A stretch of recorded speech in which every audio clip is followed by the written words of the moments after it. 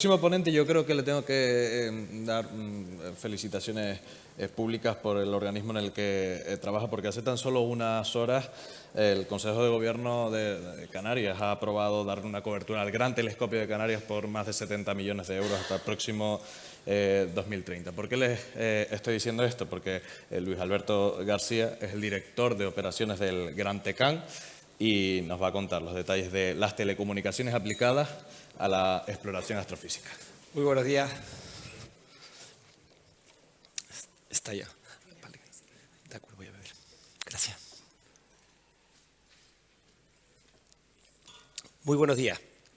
Mi presentación es un poco distinta a las demás porque, bueno, estamos hablando de astrofísica, de cómo los telecos van entrando en este mundo, ¿no? Y somos necesarios en este mundo de la parte de la investigación astrofísica y de la producción de datos astrofísicos, ¿no? Perdón por mi voz, estoy un poco tomado todavía, espero que se me entienda. No quiero hablar de mí, yo vengo aquí a hablar del Gran Telescopio Canarias, pero al final soy teleco y vengo a hablar de cómo los telecos hemos ido y cómo somos necesarios en este tipo de infraestructuras, ¿no? Un rápido resumen sería que, también porque veo gente joven y tengo la tendencia a dar el feedback que he ido recogiendo en estos años y que he aprendido de los más veteranos, ¿no? Y de mis profesores, ¿no? Y quería aquí simplemente dejar una píldora, y es que no podemos parar de estudiar. No podemos parar de estudiar. Aquí se ve, yo he estado en 3 sectores, básicamente, y he tenido que hacer un máster.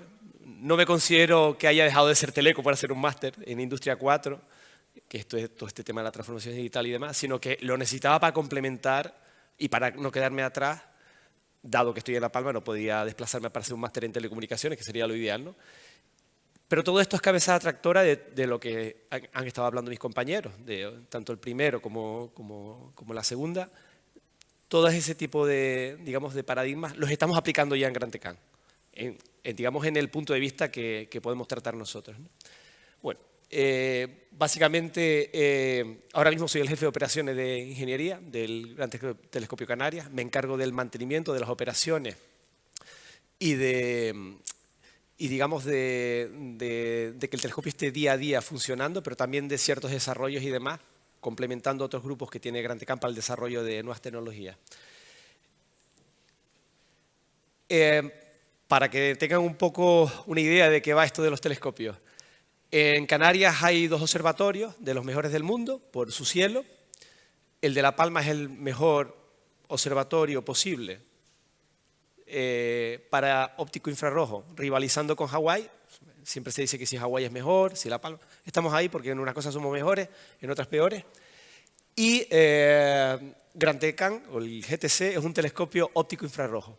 Eso significa que realmente son 2 telescopios en uno, porque podemos observar en el óptico, es decir, en las longitudes de onda. Yo creo que no tengo que explicar eso aquí, ¿no?, en este foro, pero en las longitudes de onda digamos, del visible, pero también en el infrarrojo, que es un reto, ¿no?, tanto térmico como cercano, ¿no? Entonces eso hace que el telescopio se tensione, el diseño que tiene, etcétera, se tensione, ¿no? El telescopio está formado por 3 grandes espejos, ¿no? Como es el mayor del mundo, el Gran Telescopio Canarias es el mayor telescopio óptico infrarrojo del mundo todavía, y lo será por unos cuantos años. El espejo principal, que es como si fuera una antena parabólica, es el que recibe digamos, los primeros fotones que vienen del universo. Ese espejo hay que segmentarlo, no se puede hacer un espejo de una sola pieza, y eso implica un súper reto a la hora del control y la automatización digamos, de todos estos pequeños segmentos, ¿no?, que son de 2 metros cada uno, pero bueno. Tiene un diámetro de 10,4 metros, eso es lo que lo hace el mayor del mundo. Los telescopios se miden por el diámetro del espejo principal, ¿no?, el primero que recibe la luz, ¿no? Y necesitamos que esos espejos, que pesan 500 kilos y que están sometidos a fuerzas del viento de incluso de 60, 70, 80 kilómetros por hora, estén alineados con una precisión de nanómetros. Nanómetros. Un pelo humano tiene unos 3.000 nanómetros de espesor. Y a mí me llama un operador cuando tiene un ruido no esperado en la vibración de un segmento contra otro, por ejemplo, de más de 150 nanómetros. Ese es el nivel. Sin embargo, si me voy a la cúpula, veremos a los ingenieros mecánicos y a los técnicos con llaves inglesas de este tamaño, con martillos y con gatos neumáticos de 500 bares. O sea, tenemos lo más grande y lo infinitesimal, o nano, no sé cómo decirlo, ¿no? Lo nanométrico, ¿no? Tenemos los dos mundos acoplados ahí, por medio óptica, todo tipo de servicios. Es como si fuera una pequeña industria en un paraje natural ultra protegido, que ese es otro gran reto, el tema de la sostenibilidad. Y debido a todo esto, y yo voy a ir maquillando mi presentación porque la he dividido en dos, una primera parte de qué es el telescopio y cómo operamos allí, y otra de transformación digital que estamos aplicando, pero yo voy a ir maquillando diapositiva tras diapositiva con los elementos de transformación digital, que creo que interesa mucho hoy, que hemos ido introduciendo, ¿no? El paraje natural nos obliga a controlar muy bien qué emitimos. Ruido, porque es una zona de especial protección de las aves, vertidos, que no hay vertido porque realmente tenemos una depuradora y prácticamente no vertemos, y ahora ya vamos a vertido cero porque vamos a evaporar el agua que sale de la depuradora, pero también tenemos que controlar emisiones del grupo electrógeno, etcétera, etcétera, etcétera. Cuando nos pusimos ese reto de ir más allá en sostenibilidad ambiental, la clave era la transformación digital, porque no podíamos, ya el telescopio existía, ya los sistemas de control existían, los automatismos, los PLCs, etcétera, y había que dotar de una capa de industrial para que la transformación digital nos ayudase a complementar lo que ya teníamos, que era súper avanzado y súper tecnológico, en lo que es el telescopio. Yo siempre digo que cuando estás en una empresa y te hablan de transformación digital, no nos quedemos en poner un BPM o usar el ChatGPT, que lo usamos, por supuesto que lo usamos, sino que auditemos la empresa. Hay muchas maneras de auditarla, si hay gente en la casa que pueda hacerlo, o si se puede incluso externalizar. Y cuando auditamos el telescopio, que era súper tecnológico, de un nivel del 1 al 5 en transformación digital, estamos en el 3. O sea, no confundamos la superautomatización de los sistemas con la transformación digital. Son dos cosas totalmente distintas. Una cinta de maletas de un aeropuerto ultra automatizada puede parecer que está hiperconectada y que funciona sin seres humanos, pero realmente no está conectada a los monitores de las aerolíneas. Cada vez se está conectando más. Pero esa falta de conexión es lo que hace que la transformación digital no haya penetrado. Porque lo lógico es que si una maleta se pierde, tú vayas al mostrador y te digan dónde está tu maleta. Y eso no está pasando, ¿no? Ese tipo de cosas son las que tenemos que también tener muy en cuenta, ¿no? Que va en línea con lo que comentaba Víctor Melián sobre no vulgarizar todo este tema, sino profundizar en él, ¿no? Yo estoy muy alineado con lo que comentaba de que hay que profundizar en ese tipo de temas. Para no desviarme mucho, yo siempre divido el telescopio, la instalación en telescopio y cúpula, porque la cúpula, bueno, sí es una cubierta, pero son 300, no sé cuántas toneladas tiene, pero las compuertas son de 60 toneladas, y por el día es el techo, y es la grúa pórtico, y es un montón de cosas más, pero por la noche es aquel sistema que tiene que desaparecer. Los astrónomos lo odian, porque claro, la cúpula es algo que está ahí, que les molesta, ¿no? Pero nosotros necesitamos la cúpula para que el telescopio, si viene la lluvia o lo que sea, pues podamos cerrar. Entonces la cúpula es prácticamente un robot que siga el telescopio, ¿no? Es inmensa, es de las mayores del mundo. Y luego el telescopio sigue un concepto de óptica activa porque es tan grande y pesa 300 toneladas que se deforma. Entonces todos los espejos se tienen que poder mover y alinear entre sí, ¿no? Entonces el reto optomecánico, optoelectrónico, de control, de telecomunicaciones. Una anécdota que yo tengo aquí es que yo nunca pensé que tuviese que sacar la función de transferencia de un sistema, de un hexápodo, para corregir unos filtros notch, porque digamos que había una deriva y demás, y nunca pensé que tuviese que hacer ese tipo de trabajo una vez terminase la carrera. Y me veo con MATLAB, Octave, Python, sacando una función de transferencia, la respuesta al impulso de un sistema, porque no era productivo. O sea, quiero decir que todo lo que estudiamos, ténganlo ahí en la mochila, porque cuando menos se lo esperan, va a salir. Y eso es una cosa muy importante porque estudiamos muchas cosas, ¿no? Yo vengo del mundo de la telefonía, donde eso no era digamos, la tónica, ¿no? Y cuando llegué a este mundo, pues me vi con la mochila de Fourier y de todo esto, pues de nuevo encima, ¿no? Y ese es el tipo de cosas que pueden pasar en el tema del astrofísico, ¿no? La estabilidad del sistema es crítica, ¿no? La estabilidad térmica, la estabilidad respecto a vibraciones, etcétera, etcétera, etcétera. Entonces hay mucha robótica, mucho control industrial, etcétera, ¿no? Es aquí donde en ciertas ocasiones un diagnóstico es complicado de realizar si no tienes visibilidad en tiempo real de los datos. Tenemos síndrome de Diógenes con los datos. O sea, tenemos datos para dar y regalar. Pero muchas veces lo que necesitamos no es esos datos almacenados para sacar un histórico, sino el evento o el mensaje en tiempo real de lo que está pasando, ¿no?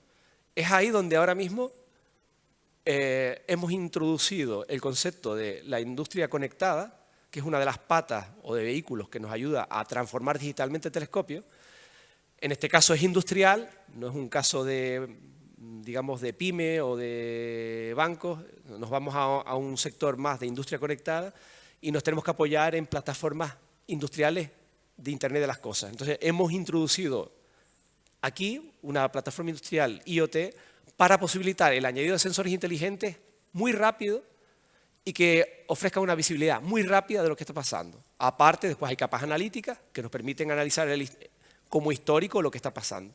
Y tenemos que evitar el síndrome de Diógenes de los datos, aunque son muy valiosos sobre todo para los ingenieros de software, porque si no, los discos, no podemos manejar el disco, el coste del disco y el coste de cómputo, ¿no?, que vamos a tener, ¿no? Entonces tenemos ese gran reto entre cuánto disco compramos, cuántos eventos y mensajes procesamos en el borde, o en el fog, o en estos términos ahora están bastante de moda, y llegan ya preprocesados a las capas altas, que es donde está el operador. Ese gran reto está ahora cosiéndose en el telescopio.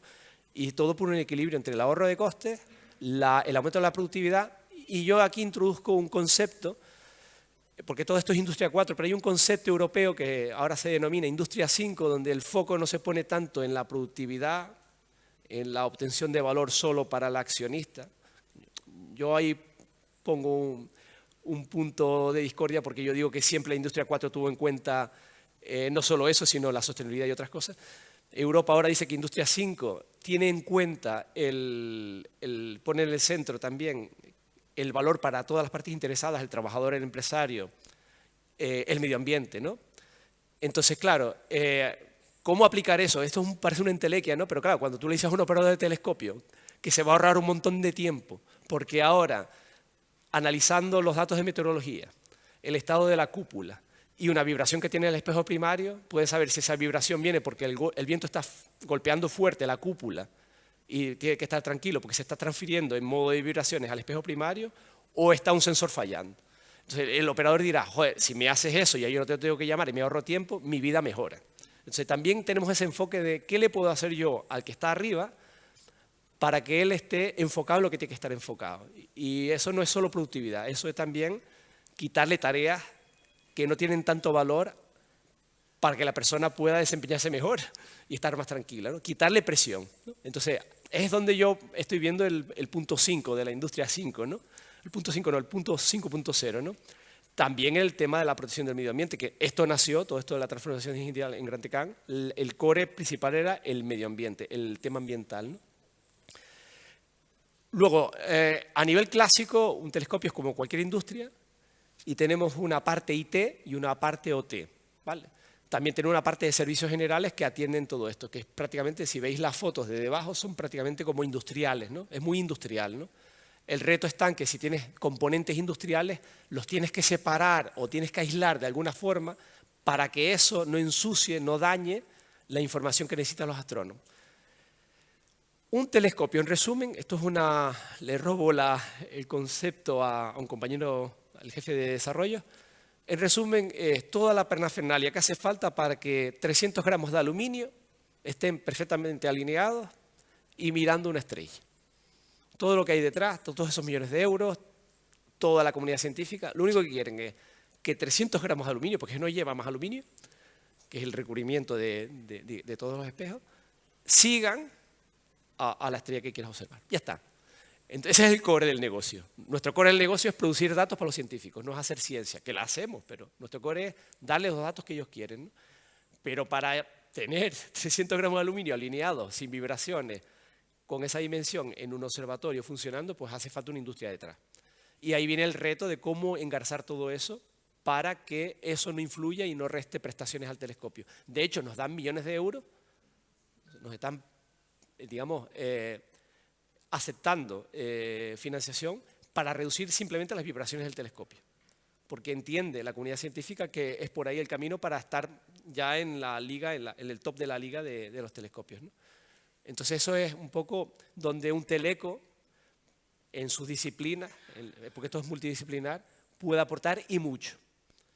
Entonces yo estoy un poco comercial porque es que recientemente ya estamos convenciendo, digamos, porque esto era un mundo muy de físicos, de ingenieros industriales y demás, faltaban telecos, y cuando me lanzo a buscar telecos es que no encuentro. También es verdad que hemos tenido restricciones con la edad y demás, por los programas estos especiales que tiene el gobierno, ¿no? De programa Investigo hasta 30 años y demás, pero es que no encontramos. Entonces, por un lado me alegra porque digo, se estará todos trabajando, pero por otro lado digo, me hace falta que, digamos, que esto se propague porque en breve sacaremos más plazas, etcétera, y hay plazas específicas de transformación digital. Entonces, porque vemos que ese es el nicho donde podemos mejorar mucho las, digamos, prestaciones, sostenibilidad que queremos invertir en eso y también, ¿por qué no?, la productividad del telescopio, ¿no? De los espejos, hay 3 espejos principales. Yo empecé aquí, no por bajito, que también, porque hay que meterse ahí debajo, ¿no? Empecé aquí porque fue llegar y amor a primera vista. Un sistema óptico con sistemas de control. Yo soy sistemas electrónicos, ¿vale? Con PID, con electrónica, y nadie quería meterse ahí. O sea, evidentemente el perfil era el que era, ¿no? Entonces empecé ahí a mejorar ese sistema porque cuando se entregó pues estaba con necesidad, digamos, de refinarse para la operación. Sí tengo que decir que ahí participaron de lleno y es un orgullo, yo creo, que para Canarias, I+D Canarias, posteriormente INELCAN, o sea, la electrónica fue diseñada en Canarias y se copia por otros observatorios. Y es pura industria nacional lo que hay debajo. CESA, como ya digo, I+D Canarias, etcétera, etcétera, etcétera. Se parece un poco al Keck. Los Keck son 2 telescopios gemelos que son primos hermanos del GTC, pero no tienen nada que ver. Y ahí, como hay 36 espejos, que cada uno es un robot, y cada uno tiene 36 cajitas de estas, se nos ocurrió que había que también meter la transformación digital por dos motivos principales. Una era la gestión de la refrigeración de las cajas, de esas cajas. Eso hay que refrigerarlo todo por agua, no se puede echar calor al telescopio porque si no enturbia, mete turbulencias digamos, en la cámara del telescopio.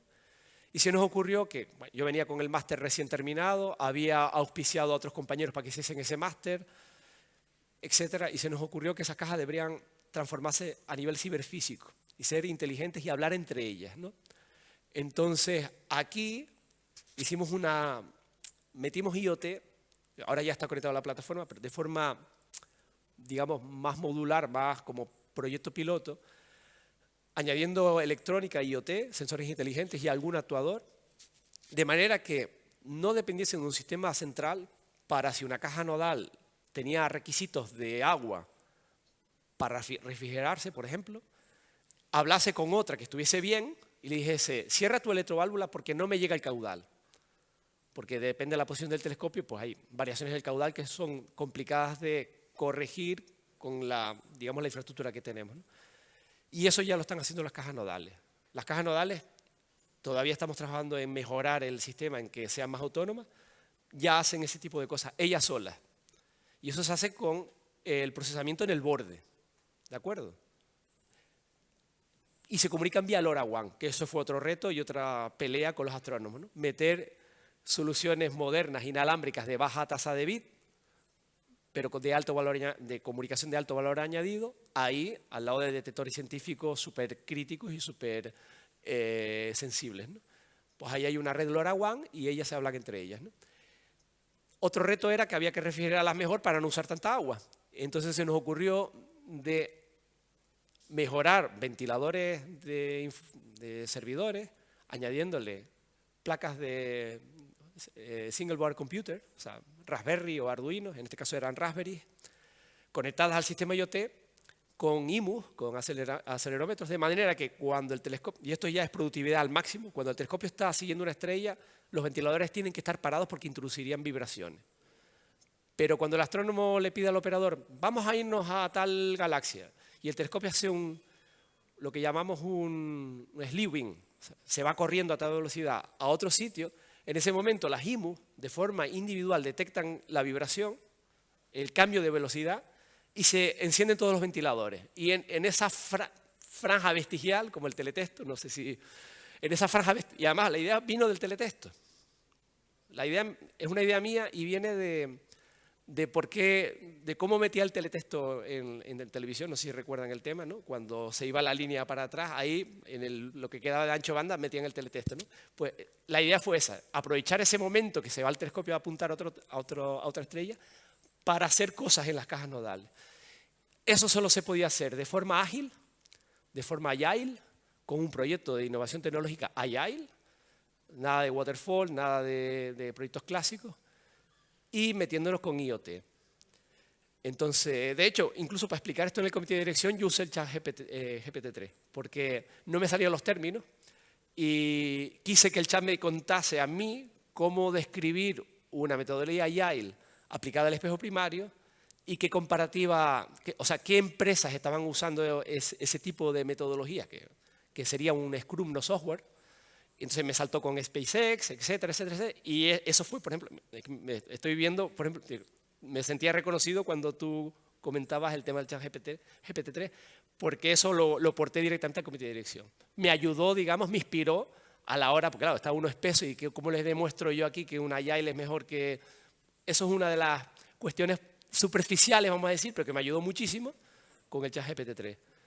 Una anécdota con el chat GPT-3 también es que para operaciones necesitábamos un código muy rápido para extraer datos de estaciones de meteorología de toda la isla y de otras ciudades para contrastarlo con nuestros sistemas de meteorología, de control meteorológico, y le pedimos directamente al chat GPT-3 que nos hiciera el script en Python. Lo copiamos, lo pegamos y funcionaba, con las librerías y demás. Eso se lo enseñé yo a los ingenieros de software senior de la empresa, se pusieron con los ojos así, y yo les decía, vean la oportunidad para corregir código, no vean el riesgo. O sea, vamos a ver, nadie va a dejar de programar ni de reconfigurar un código, pero si un script muy sencillo para conectar dos librerías, cuando uno programa en Python realmente se convierte no en programador, sino en gestor de librerías de Python. Entonces, a ver, hay que usar ese tipo de herramientas porque te pueden acelerar todo este tipo de procesos, sobre todo en operaciones. Otra cosa es en desarrollo, donde voy a sacar el producto más refinado posible y demás, ahí ya me callo. Pero cuando estás en operaciones no tienes tiempo. Entonces tienes que aplicar ese tipo de cosas y no crear un árbol de Navidad, sino hacerlo lo más homogéneo posible, ¿no? El espejo secundario, no hay mucho más que hablar, ya lo comenté antes, eso es un hexápodo, una cosa muy única para el telescopio, con un espejo de berilio delante, que, bueno, hay un montón de anécdotas, no voy a volverles loco con eso, pero es algo muy crítico y único que si se rompe se acabó el telescopio. Ya os podéis imaginar, cada vez que lo quitamos, la parnafernalia y la de historia que se monta en el telescopio. Y bueno, un elemento más crítico donde los telecos tenemos mucho que decir. El terciario, un espejo plano que parece que no tiene nada, pero también tiene un montón de automatismos por detrás, etcétera, etcétera, etcétera. Y luego la instrumentación científica. La instrumentación científica es donde se van los millones de euros, es lo que necesitan los astrofísicos para poder observar, y el reto está en criogenizar los detectores científicos para poder obtener imágenes sin ruido electrónico. ¿De acuerdo? Aquí, una de las patas que yo siempre digo que falta es introducir ese concepto de usar más lo que es la industria 4, usar más lo que son los sensores inteligentes. Están un poquito clásicos en esa parte, ¿no? Y ahí estamos intentando ya ayudar a algunos proveedores nuestros de instrumentos científicos, como el IAC o por ejemplo, los chinos, etcétera, etcétera. Es un reto que tenemos que ir mejorando. En resumen, la empresa tiene ahora mismo 4 grupos, unos 80 trabajadores, y de Teleco, que es lo que nos interesa aquí, ahora mismo vemos 4. Deberíamos haber 5, pero no conseguí el quinto, y a ver si ahora consigo un quinto, ¿no? De esos 4, 3 tenemos puestos de responsabilidad. Siempre al final acabamos donde mismo, en puestos de responsabilidad. Yo soy el jefe de operaciones e ingeniería, el responsable de operadores viene de Vodafone, en sus antiguas empresas. El responsable del área de telescopio estaba en el IUMA, estuvo en Teleco y luego saltó a Gran Tecán. Y hay un operador que ha querido quedarse ahí, que es un telemático, porque es que le encanta operar, pero la calidad de su trabajo a nivel de operaciones y a nivel de ayudar a los compañeros y demás, yo siempre digo, ya tuviese 3 telecos más como operadores de telescopio, porque es un ingeniero técnico que ha querido seguir esa línea, ¿no?, de operación pura y no estar tanto con la ingeniería. Al final termina haciendo planos en E-Plan y termina ayudando en el diseño de sistemas porque nos va en la sangre, ¿no? Pero bueno. Volviendo a la transformación digital, ¿qué hemos hecho en el GTC? Y voy rápido, que ya queda 1 minuto, creo. Hemos implantado una plataforma IoT industrial con una arquitectura 3-tier, borde, plataforma, empresa, por el tipo de infraestructura que es. Hay que saber qué tipos de plataforma hay, si queremos ir a una cloud, si queremos ir a una plataforma in-house, así como esta, ¿no? Donde lo principal, vamos a decir, es el borde. Se ha trabajado muchísimo para dotar de sensores inteligentes las distintas magnitudes que hemos querido medir, todas muy relacionadas con el tema ambiental, pero hemos conectado a los otros sistemas, como el sistema SCADA y el Gran Tecán Control System, como prosumidores. Un prosumidor es aquel que consume y produce, ¿no? Entonces aquí siempre está la filosofía de que qué es el centro y qué es lo que hay alrededor, ¿no? No, a ver, tenemos un sistema de control y tengo una plataforma IoT. Yo los conecto a los dos. Uno es para una cosa y otro es para otra. Y entonces los dos se benefician, porque yo a nivel alto le puedo dar datos al sistema de control para autodiagnóstico. Pero por otro lado, la plataforma IoT puede subir a cuadros de mando gordos, digamos, información para toma de decisiones incluso económicas. Entonces, el borde es crítico. Nosotros hemos metido LoRaWAN, todos estos protocolos MQTT, etcétera, etcétera, etcétera. Hemos creado Gateway para unir con el resto de la plataforma, hechos en Gran Tecán, certificados, etcétera. Y hemos elegido un middleware FireWire, que es la que recomienda Europa, la que auspicia Europa, ¿no? Hay otras, hay de Bosch, hay varias, ¿no? Esta es de código abierto y a nosotros nos interesaba porque nos permitía desarrollarla en la línea adecuada, ¿no? Sin querer, en las capas de operaciones, sin querer, buscábamos una representación muy artística del telescopio y nos salió un gemelo digital. De hecho, estuvimos en la ICE y en el IoT World Congress y el propio Digital Twin Consortium quiere meternos porque dice, mira, se tienen que meter aunque están en modo proto Digital Twin porque esto es genial, ¿no? Veis unas imágenes a la derecha del telescopio. Esto significa que podemos ver el estado actual del telescopio, hacemos un zoom, vemos cómo están los sensores, podemos ver cómo están los espacios confinados de las instalaciones, si hay un incendio que viene subiendo digamos, ojalá que no, pero que venga subiendo por el barranco hacia arriba, hay cámaras térmicas que están no vigilando, sino intentando detectar focos de calor y un montón de este tipo de cosas que no les voy a volver locos, pero todo eso va a la plataforma, al middleware y se representa en un modelo digital. De manera que yo sé en cada momento cómo está un instrumento científico, pero yo puedo coger ese modelo digital y moverlo. Puedo hacer una presentación con él o un operador puede cogerlo y decir, mira, aquí es donde está el problema, de forma muy artística, ¿no? Entonces, ahí estamos en esa guerra, porque esto es grandísimo, se abren un montón de oportunidades, pero sobre todo ha sido una super mejora para la operación, para tener la información de valor en el instante adecuado, ¿no?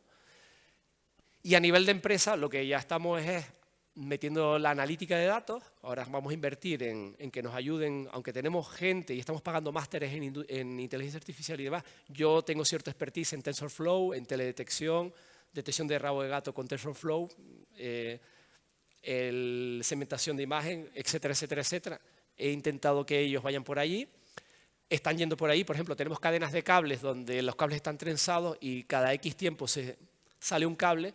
Entonces estamos con un proyecto donde una cámara está mirando el cable y mediante una red reentrenada con aprendizaje automático transferido podemos detectar cuando el cable es normal que tenga esa pequeña peta o cuando de verdad hay que hacer el mantenimiento. Eso, por ejemplo, está en curso. Tenemos Curento para el análisis rápido de imágenes y dar de toda la red de cámaras que hay información de valor sobre si hay una persona que se ha caído en una visita fuera del patio, o si los coches eléctricos que estamos cargando, ahora estamos justo en curso, si hay un coche eléctrico en el punto de carga y el punto de carga no está cargando, lleva menos de 3 horas cargando, ahí hay un problema, le mando un mensaje al jefe de turno. Tienes un coche eléctrico sin cargar. Ese tipo de cosas las estamos haciendo con inteligencia artificial.